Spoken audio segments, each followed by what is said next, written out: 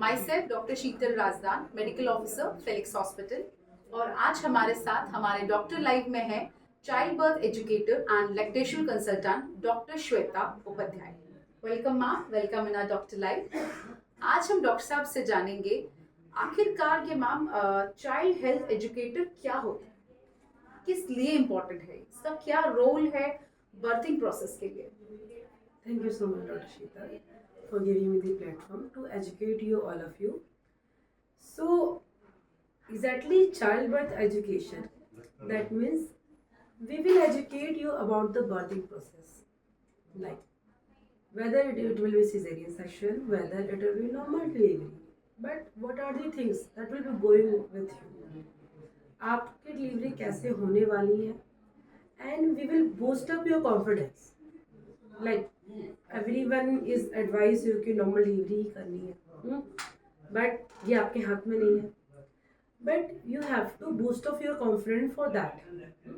तो in the child birth education आपको educate करते हैं अबाउट द बर्थिंग प्रोसेस, चाहे वो सिजेरियन सेक्शन है चाहे वो नॉर्मल डिलीवरी है। सो आप जब हॉस्पिटल में आते हो डिलीवरी के लिए तो आप ब्लैंक नहीं होते हो, right? You know about the labor, you know about the stages of labor, you know about the breastfeeding, and you know how to care your child, and you are also know that after delivery what are the things with you, कि आपको delivery के बाद baby को feed कैसे कराना, each and everything about the berthing process you will know about the childbirth classes. So this is exactly childbirth classes, and we will educate you about the birthing process.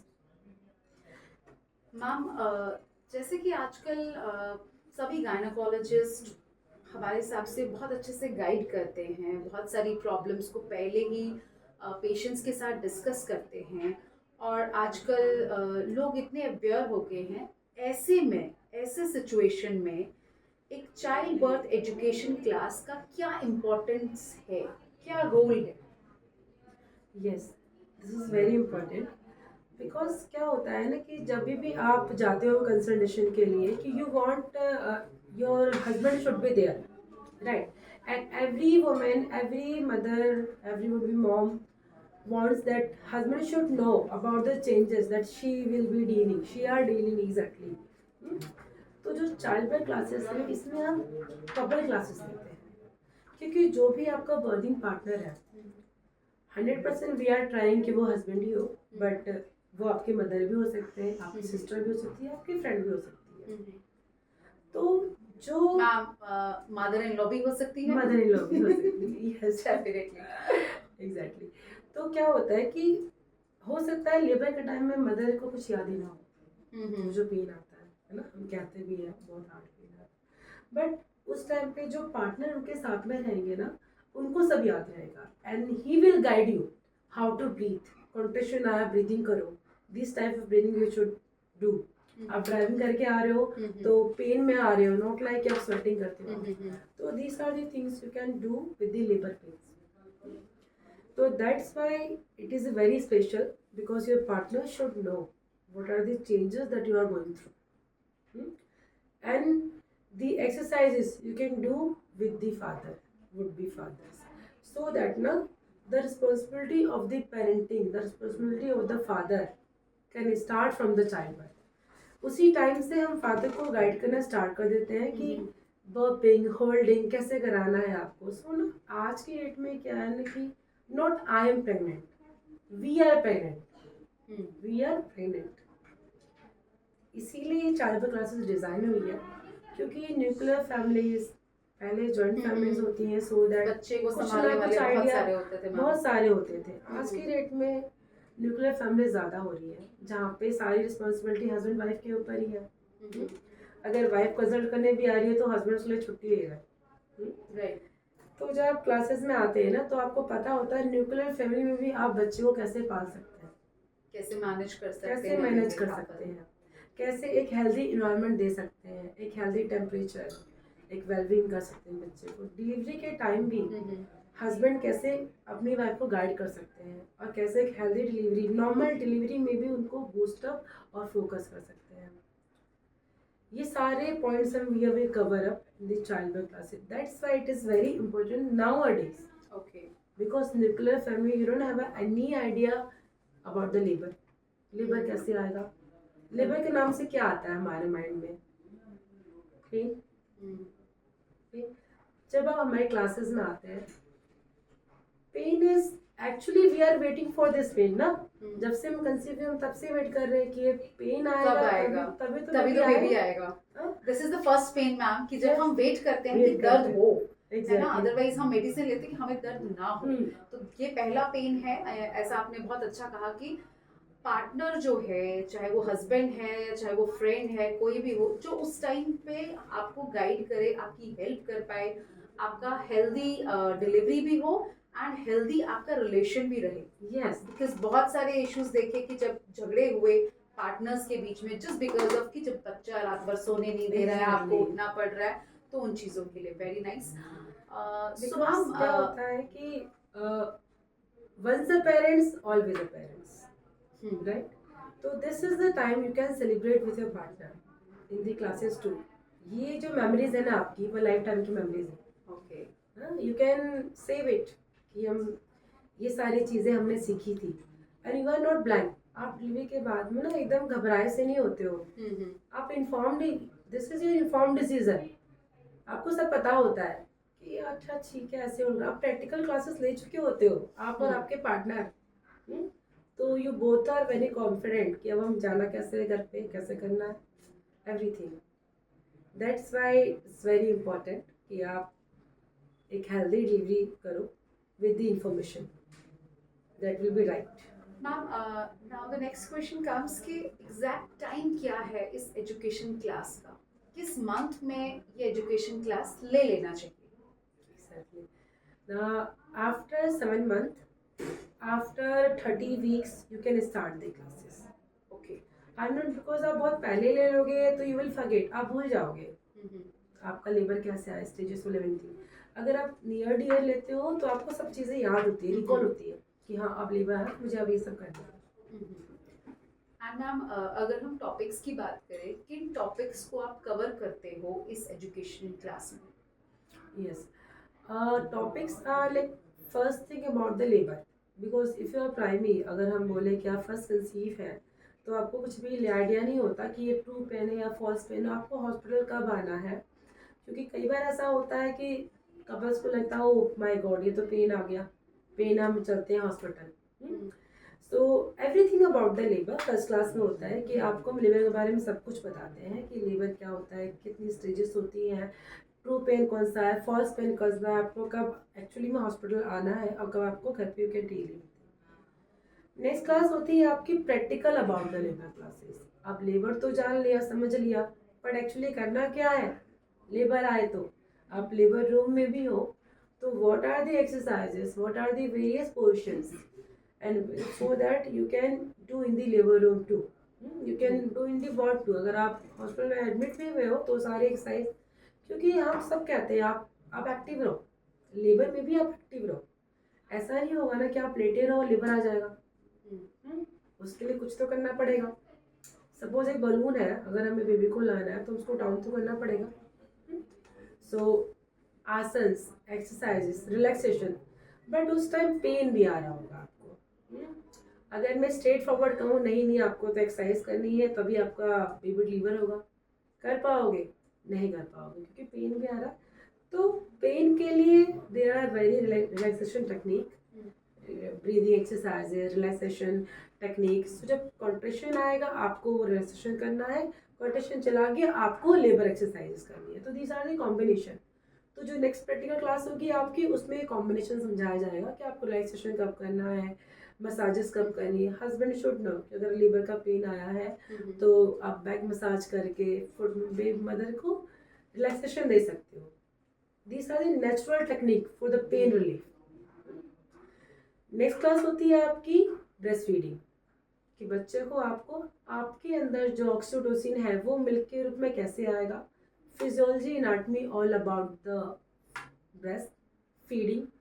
बच्चे को feed कैसे देना है, जो gold feed आएगा, colostrum, आपके feed के कितने पार्ट्स होते हैं, colostrum, foam milk, hand milk, कब कैसे देना है बच्चों को, कितनी देर तक देना है, और ये देना क्यों पड़ना, फॉर्मूला क्यों स्टार्ट नहीं करना और कब स्टार्ट करना है, बेबी का बर्थ वेट, एवरीथिंग।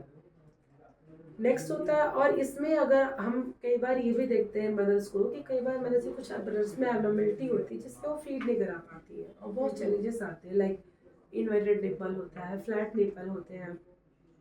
तो अगर आप इस सेशन में आते हो तो उसी टाइम मदर को कंसल्ट कर लेते हैं, ऐसा कुछ है तो वी कैन करेक्ट इट, हम आपको डिलीवरी से पहले ही करेक्ट कर देते हैं, क्योंकि उसके बाद बहुत चैलेंजेस आते हैं हमारे साथ में, क्योंकि मदर का फीड भी आ रहा होता है, उस टाइम हम करेक्ट करते हैं तो मदर का फोकस अपॉन चेंज हो जाता है।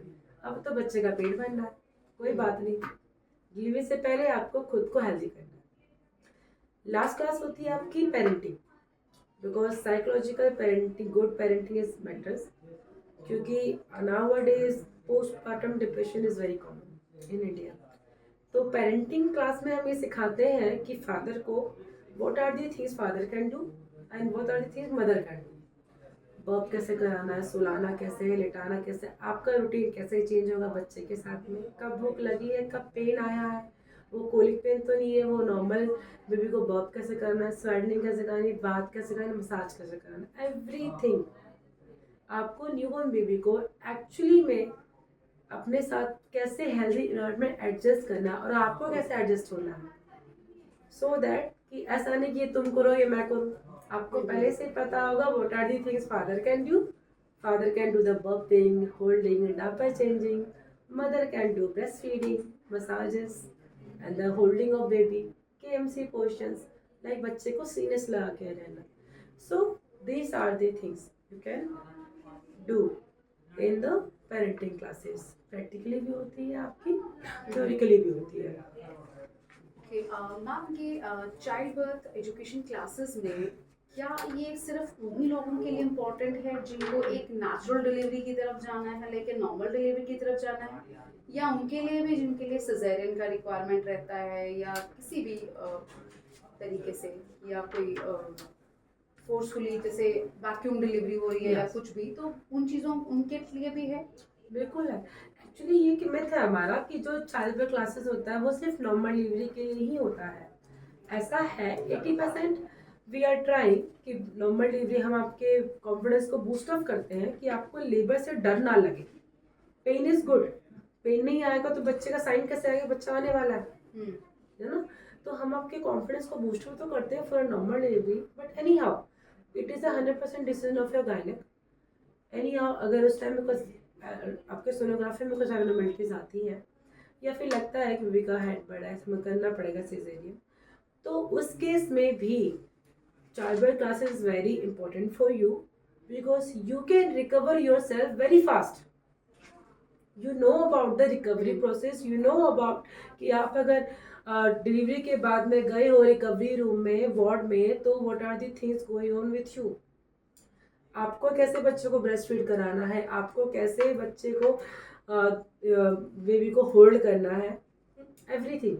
तो this are the things is important in both cases, अगर आप सीजरियन सेक्शन भी हो, नॉर्मल डिलीवरी भी है, आपको पता होनी चाहिए सारी चीज़ें।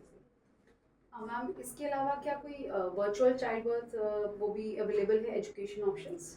यस अवेलेबल है, बिकॉज समटाइम ऐसा होता है कुछ पेशेंट बहुत दूर से आते हैं हमारे पास में कि अब तो हम आ ही नहीं पाएंगे, हम जॉइंट फैमिली में हैं, हम टाइम मैंने, क्योंकि टाइम बहुत कॉस्टली है आज की डेट में।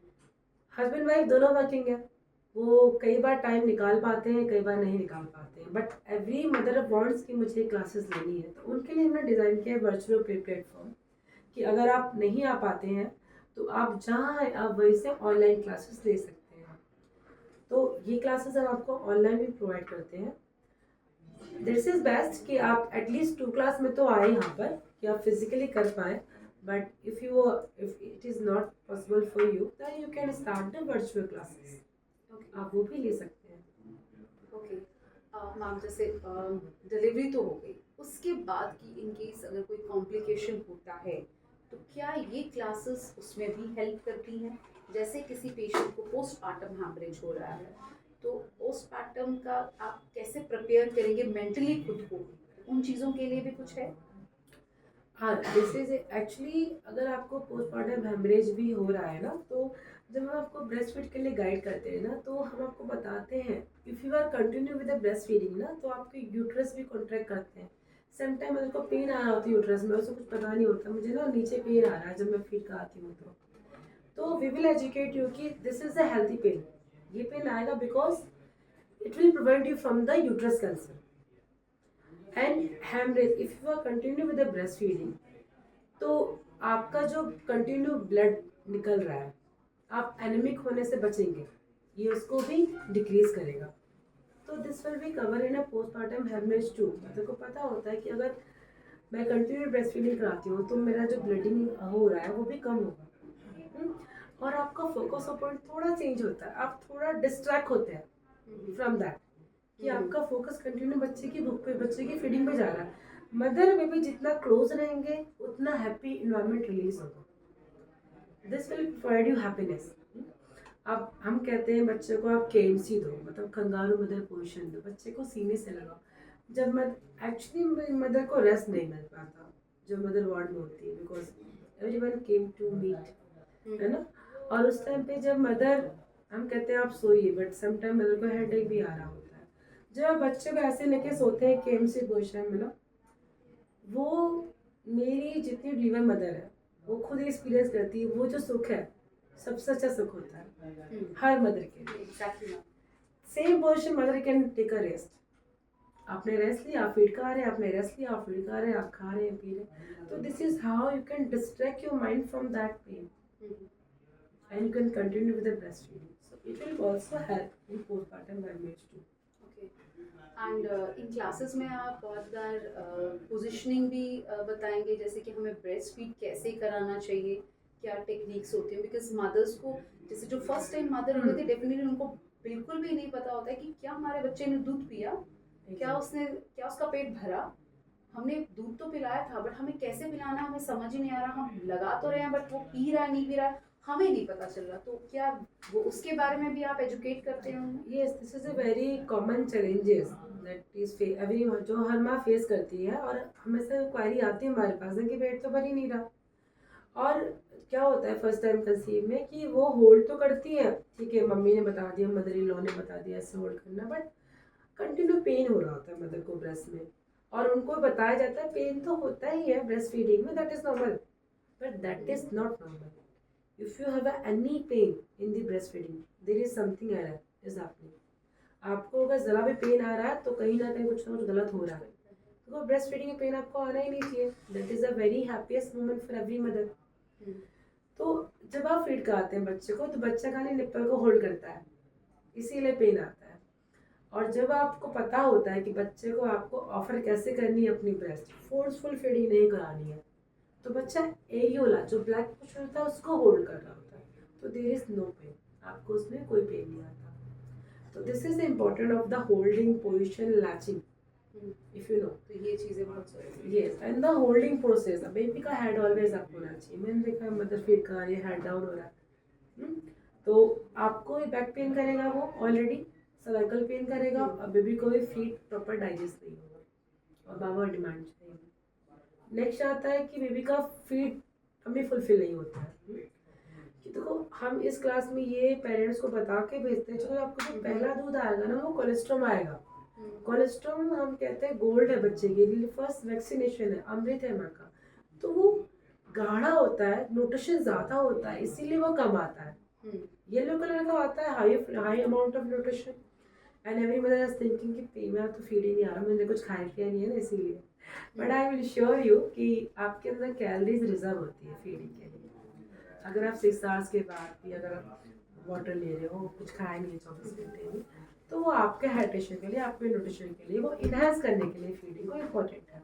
बट ऐसा नहीं है कि आपने खाया पिया नहीं तो आपको फीड नहीं आएगा, हर माँ के अंदर फीड होता है, बस आपको उसको निकालना है। That means just it start to latching, early initiation of breast feeding. आप जितना जल्दी बच्चे को लगाओगे आपके ब्रेस्ट पे, बच्चा उतना जल्दी सक करना स्टार्ट करेगा, ब्रेन पे सिग्नल जाएगा, डिमांड जाएगी, ब्रेन सप्लाई स्टार्ट करेगा। तो जिस breast feeding more and more demand and supply, more cycle more production, जितना बार बार फीड कराओगे सप्लाई भी उतनी ही ज़्यादा आएगी। तो कम से कम 8 से 10 बार बच्चे को ब्रेस्ट पे लगाना बहुत इम्पोर्टेंट है, और कम से कम आधे आधे घंटे के लिए। Thank you so much ma'am. सच में ये बहुत मुझे लगता है कि पर्सनली शायद अगर मैंने भी अपने टाइम पे लिया होता तो मैंने जो गलतियां की थी वो मैं शायद नहीं करती। शायद मैं भी अगर अपना पर्सनल एक्सपीरियंस बताऊं तो I was also in the postmortem depression कि भाई फर्स्ट बेबी है, क्या करना है, क्या हो रहा है।